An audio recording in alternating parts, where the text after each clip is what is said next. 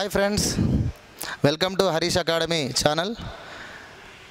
మనకు ఈ RRB NTPC group 2 prepare అయ్యేటువంటి అభ్యర్థులందరికీ కూడా ఈ ఇండియన్ పాలిటీ అనేటువంటిది దానిపైన ఒక అవగాహన కల్పించడం కోసం మేము ఈ ఎపిసోడ్ అనేటువంటి చేయడం జరుగుతుంది. ఇప్పుడు మనకు ఇండియన్ పాలిటీ అంటే జనరల్గా మనకు ఏ టాపిక్స్ ఉంటాయి, వాటి నుంచి ఎలాంటి క్వశ్చన్స్ రావచ్చు, ఎంతవరకు క్వశ్చన్స్ రావచ్చు అనేటువంటిది మనం ఈ ఎపిసోడ్లో చూద్దాం. సో నా పేరు నరేష్ అండి, నేను ఇండియన్ పాలిటీ గవర్నెన్స్ అనేటువంటిది టీచ్ చేస్తాను. So my qualification MA LLB BEd అండి. ఇక్కడ ఆర్ఆర్బి ఎన్టీపీసీ గ్రూప్ డి ఎగ్జామ్లో మనం చూసినట్లయితే ఈ ఇండియన్ పాలిటీలో జనరల్గా మనకు ఉన్నటువంటి టాపిక్స్ ఏమిటంటే ఇండియన్ కాన్స్టిట్యూషన్ గురించి మనకు ఎగ్జామ్లో అడుగుతారు. ఇండియన్ కాన్స్టిట్యూషన్ అనేటువంటిది ఏంటి అంటే భారత రాజ్యాంగం మరియు మన భారతదేశ పరిపాలనా వ్యవస్థ గురించి ఎగ్జామ్లో క్వశ్చన్ రావడానికి అవకాశం ఉంటుంది. భారత రాజ్యాంగం అనేటువంటిది ప్రపంచంలోనే అతిపెద్ద లిఖిత రాజ్యాంగం అనేటువంటిది మీ అందరికీ తెలిసిందే. భారత రాజ్యాంగంలో మనకు భాగాలు 25 భాగాలు మరియు 12 షెడ్యూల్స్ అనేటువంటివి ఉంటాయి. దాదాపుగా మనకు ఇందులో ప్రారంభంలో 395 ఆర్టికల్స్ ఉండేవి. ఈరోజు మనకు 470కి పైగా ఆర్టికల్స్ అనేటువంటివి ఈ భారత రాజ్యాంగంలో ఉన్నాయి. భారత రాజ్యాంగమును 103 సార్లు సవరణ చేశారు. సో చివరిసారిగా మనకు 103వ రాజ్యాంగ సవరణ చట్టం అనేది 2019లో చేయబడినటువంటిది. ఈ 103వ రాజ్యాంగ సవరణ చట్టం ప్రకారం ఈడబ్ల్యూఎస్ అనేటువంటి వర్గముకు ప్రభుత్వ ఉద్యోగాల యందు మరియు ఉన్నత విద్యా సంస్థల యందు 10% రిజర్వేషన్ కల్పించారు. ఈడబ్ల్యూఎస్ అంటే ఎకానమికల్లీ వీకర్ సెక్షన్స్ అండి. ఎకానమికల్లీ వీకర్ సెక్షన్స్ అనేటువంటి వర్గం వారు అంటే అగ్రకులాలలో ఆర్థికంగా వెనుకబడినటువంటి పేదవారికి విద్యా ఉద్యోగాల యందు 10% రిజర్వేషన్ అనేది కల్పించడం కోసం 103వ రాజ్యాంగ సవరణ చట్టం అనేది మన భారత పార్లమెంట్ చేసినది. అలా మనకు 103 సార్లు రాజ్యాంగాన్ని సవరించడం జరిగింది. ఇది భారత రాజ్యాంగం యొక్క నిర్మాణం. ఇందులో మనకి ఇంపార్టెంట్ ఏంటి అంటే మనకు భారత రాజ్యాంగంలో ఉన్నటువంటి వాటిలో మనకు ప్రవేశిక అనే దాని గురించి మనకి ఎగ్జామ్లో అడిగే అవకాశం ఉంటుంది. భారత ప్రజలమైన మేము అనే దానితో ప్రారంభమై మాకు మేము సమర్పించుకుంటున్నాం అనేటువంటి ఒక ముందు పేజీలో ఉండేదే ప్రవేశిక, రాజ్యాంగ ప్రవేశిక. అంటే మన భారత రాజ్యాంగ పరిషత్ సభ్యులు భారత రాజ్యాంగం రచన కంటే ముందే లక్ష్యాలను ఆశయాలను ఒక తీర్మానంగా ప్రవేశపెట్టి ప్రవేశికను రూపొందించుకోవడం జరిగింది. ఇందులో భారతదేశం ఒక సర్వసత్తాక దేశంగా మరియు ప్రజాస్వామ్య గణతంత్ర రాజ్యంగా మరియు దేశంలో ప్రజలందరికీ న్యాయము, స్వేచ్ఛ, సమానత్వము, సౌభ్రాతృత్వం అనేటువంటిది ఉంటుంది.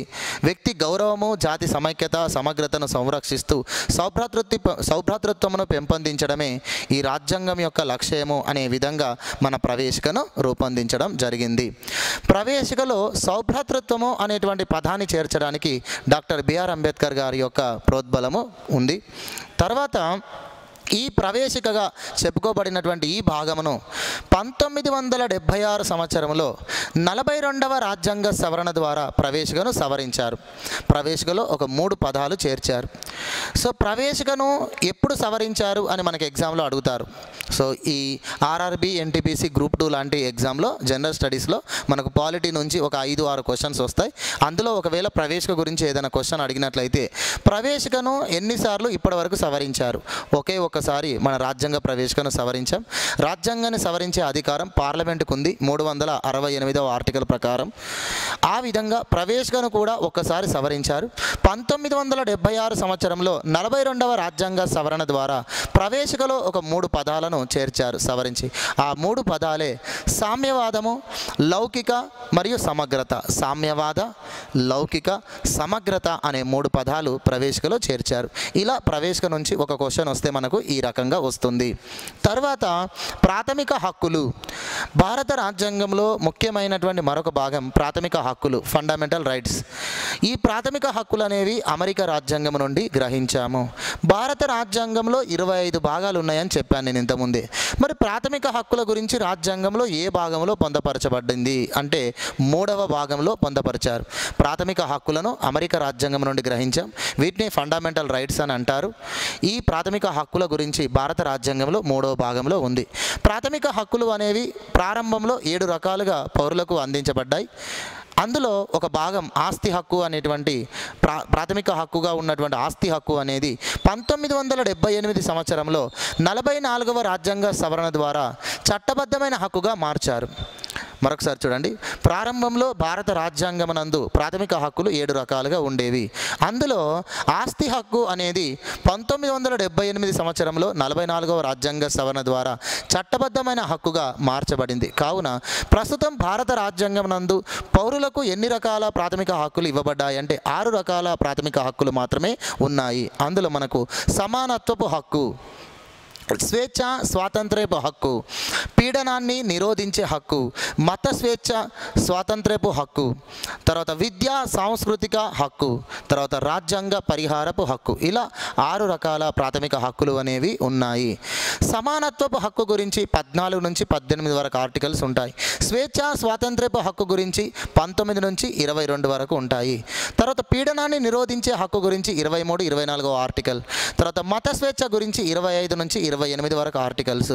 విద్యా సాంస్కృతిక హక్కు గురించి 29, 30వ ఆర్టికల్. మరియు రాజ్యాంగ పరిహారపు హక్కు గురించి 32వ ఆర్టికల్ అనేది పేర్కొంటుంది. ఇది ప్రాథమిక హక్కుల గురించి మనకు ఎగ్జామ్లో అడిగే అవకాశం. ఇందులో ఇంపార్టెంట్ మనకు 14వ ఆర్టికల్ చట్టం ముందు అందరూ సమానులే అని, 19వ ఆర్టికల్ వ్యక్తి స్వేచ్ఛా స్వాతంత్ర్యాలని, 17వ ఆర్టికల్ అస్పృశ్యత నిషేధము అని చెప్పి, 21వ ఆర్టికల్ జీవించే హక్కు అని, 23వ ఆర్టికల్ వెట్టి చాకిరీ నిషేధం అని, 24వ ఆర్టికల్ బాలకార్మిక నిషేధం అని మొదలైనటువంటి ఆర్టికల్స్ ఉంటాయి. 32వ ఆర్టికల్ ప్రకారం పౌరుల ప్రాథమిక హక్కులకు భంగం కలిగినప్పుడు సుప్రీంకోర్టు రిట్స్ జారీ చేస్తుంది. ఈ రిట్స్ 5 రకాలు: habeas corpus, mandamus, prohibition, certiorari, quo warranto అనేటువంటివి ఉంటాయి. 32వ ఆర్టికల్ ప్రకారం సుప్రీంకోర్టుకు, 226వ ఆర్టికల్ ప్రకారం హైకోర్టుకు, 226వ ఆర్టికల్ ప్రకారం హైకోర్టుకు పౌరుల ప్రాథమిక హక్కులకు భంగం కలిగినప్పుడు రిట్స్ జారీ చేసే అధికారం భారత రాజ్యాంగం ఇచ్చింది. సో మొత్తం 5 రకాల రిట్స్ అనేవి ఉన్నాయి: habeas corpus, mandamus, prohibition, certiorari, కోవారెంటో.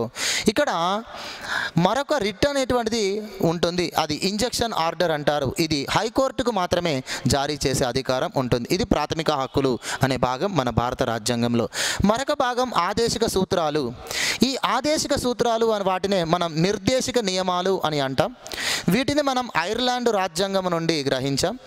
ఇది ప్రభుత్వాల యొక్క బాధ్యతలను తెలియజేస్తుంది. అంటే కేంద్ర ప్రభుత్వం, రాష్ట్ర ప్రభుత్వం అవి పరిపాలనలో పాటించాల్సిన సంక్షేమ విధానాల గురించి, ప్రజా సంక్షేమం యొక్క విధానాల గురించి ఈ ఆదేశిక సూత్రాలు తెలియజేస్తాయి. ఇవి ఐర్లాండ్ రాజ్యాంగం నుండి గ్రహించబడ్డాయి. వీటిని నిర్దేశక నియమాలు అంటారు, వీటిని రాజ్య విధానాలు అంటారు, వీటిని సంక్షేమ విధానాలు అంటారు, వీటిని ప్రభుత్వ విధానాలు అంటారు. ఓకేనా?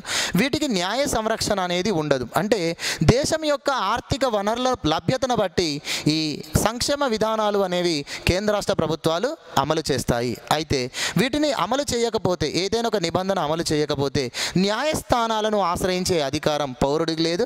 న్యాయస్థానాలు కూడా ప్రభుత్వమును ఎందుకు అమలు చేయట్లేదు అని ప్రశ్నించే అధికారం లేదు. అందుకే ఆదేశిక సూత్రాలకు న్యాయ సంరక్షణ లేదు. అదే పౌరులకు కల్పించిన ప్రాథమిక హక్కులకు మాత్రం న్యాయ సంరక్షణ అనేటువంటిది ఉంటుంది.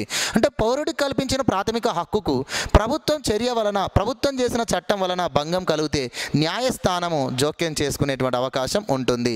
కాబట్టి ప్రాథమిక హక్కులకు న్యాయ సంరక్షణ ఉంటుంది, ఆదేశిక సూత్రాలకు న్యాయ సంరక్షణ అనేది ఉండదు. ఇక మరొక ముఖ్యమైన భాగం ప్రాథమిక విధులు. భారత రాజ్యాంగం ప్రారంభంలో ఈ ప్రాథమిక విధుల ప్రస్తావన లేదు. భారతదేశంలో మొదటిసారిగా శ్రీమన్నారాయణ అగర్వాల్ అనేటువంటి వ్యక్తి ఈ ప్రాథమిక విధుల గురించి గాంధేయన్ కాన్స్టిట్యూషన్ అనే గ్రంథంలో పేర్కొనడం జరిగింది. గాంధేయన్ కాన్స్టిట్యూషన్ అనే గ్రంథంలో శ్రీమన్నారాయణ అగర్వాల్ ప్రాథమిక విధుల గురించి ప్రస్తావించారు. అయితే మన రాజ్యాంగ పరిషత్ సభ్యులు ప్రాథమిక ప్రాథమిక విధుల అవసరం లేదు అని చెప్పేసి భావించడం వలన రాజ్యాంగంలో మొదటిసారిగా చేర్చలేదు. 1976 సంవత్సరంలో ఎమర్జెన్సీ కాలంలో ప్రాథమిక విధులను రాజ్యాంగంలో చేర్చాల్సిన అవసరాన్ని మన భారత ప్రభుత్వం గుర్తించింది. సర్దార్ స్వరణ్ సింగ్ కమిటీ అనేటువంటిది ఒక కమిటీ వేయబడింది. ఈ సర్దార్ స్వరణ్ సింగ్ కమిటీ సూచన మేరకు ప్రాథమిక విధులు అనేవి రాజ్యాంగంలో చేర్చడం జరిగింది. 1976 సంవత్సరంలో 42వ రాజ్యాంగ సవరణ చట్టం చేసి 10 ప్రాథమిక విధులను రాజ్యాంగం ప్రారంభంలో చేర్చారు. తర్వాత 2002 సంవత్సరంలో 86వ రాజ్యాంగ సవరణ చట్టం చేసి మరొక ప్రాథమిక విధిని రాజ్యాంగంలో చేర్చారు. ఈ విధంగా 11 ప్రాథమిక విధులు అనేవి మన భారత రాజ్యాంగంలో ఉన్నాయి. భారత రాజ్యాంగంలో 4 క్లాస్ ఏ అనే భాగంలో ఈ ప్రాథమిక విధుల గురించి పేర్కొనబడి ఉంది. ఇక మనకు భారత రాజ్యాంగం నుంచి ఇండియన్ పాలిటీ నుంచి వచ్చేటువంటి మరికొన్ని అంశాలు అంటే కేంద్ర ప్రభుత్వం, రాష్ట్ర ప్రభుత్వం.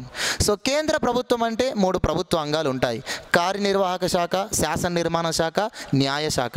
సో రాష్ట్ర ప్రభుత్వంలో కూడా ఇవే 3 ప్రభుత్వ అంగాలు ఉంటాయి. కేంద్ర కార్యనిర్వాహక శాఖ అనగా రాష్ట్రపతి, ఉపరాష్ట్రపతి, ప్రధానమంత్రి, మంత్రిమండలి, అటార్నీ జనరల్ గురించి మనం ఇందులో చదువుకుంటాము. తర్వాత శాసన నిర్మాణ శాఖ అంటే పార్లమెంట్ గురించి చదువుకుంటాం. కేంద్ర న్యాయ శాఖ అనగా సుప్రీంకోర్టు గురించి మనం చదువుకుంటాం. ఇక రాష్ట్ర ప్రభుత్వంలో 3 ప్రభుత్వ అంగాలు ఉంటాయి. ఇందులో రాష్ట్ర కార్యనిర్వాహక శాఖ అనగా గవర్నరు, ముఖ్యమంత్రి, మంత్రిమండలి, రాష్ట్ర అడ్వకేట్ జనరల్ గురించి పేర్కొంటాం. రాష్ట్ర శాసన నిర్మాణ శాఖ అనగా శాసనసభ, శాసన మండలి గురించి పేర్కొంటాం. తర్వాత రాష్ట్ర న్యాయ శాఖ అనగా హైకోర్టు మరియు జిల్లా న్యాయస్థానాల గురించి మనం ఇందులో చదువుకోవడం జరుగుతుంది. ఇలా కేంద్ర ప్రభుత్వ నిర్మాణం, రాష్ట్ర ప్రభుత్వ నిర్మాణం గురించి మనకు ఇండియన్ పాలిటీలో ఉంటుంది. ఓకేనా? ఇందులో రాష్ట్రపతులుగా ఎంతమంది పనిచేశారు? ప్రస్తుతం భారత రాష్ట్రపతిగా రామ్నాథ్ కోవింద్ ఎన్నవ వ్యక్తి? 2017లో రాష్ట్రపతి ఎన్నికలు జరిగాయి. ఇది ఎన్నవ రాష్ట్రపతి ఎన్నికలు అని చెప్పేసి మనకి ఇలాంటి క్వశ్చన్స్ ఎగ్జామ్లో వచ్చే అవకాశం ఉంటుంది. రాష్ట్రపతి పదవి కాలం ఎంత? రాష్ట్రపతి పదవి కాలం పూర్తి కాకముందే పదవి ఖాళీ ఏర్పడితే ఉపరాష్ట్రపతి తాత్కాలిక రాష్ట్రపతిగా ఎంతకాలం పనిచేసే అవకాశం ఉంది? రాష్ట్రపతి, ఉపరాష్ట్రపతి పదవులు ఏకకాలంలో ఖాళీ ఏర్పడితే సుప్రీంకోర్టు ప్రధాన న్యాయమూర్తి తాత్కాలిక రాష్ట్రపతి అయ్యే అవకాశాన్ని రాజ్యాంగంలో పేర్కొన్నారా లేదా పార్లమెంట్ చట్టం ద్వారా పేర్కొన్నారా? ఇలాంటి అంశాలు అనేటువంటివి మనం ఈ టాపిక్ నందు చదువుకోవడం జరుగుతుంది. ఓకేనా?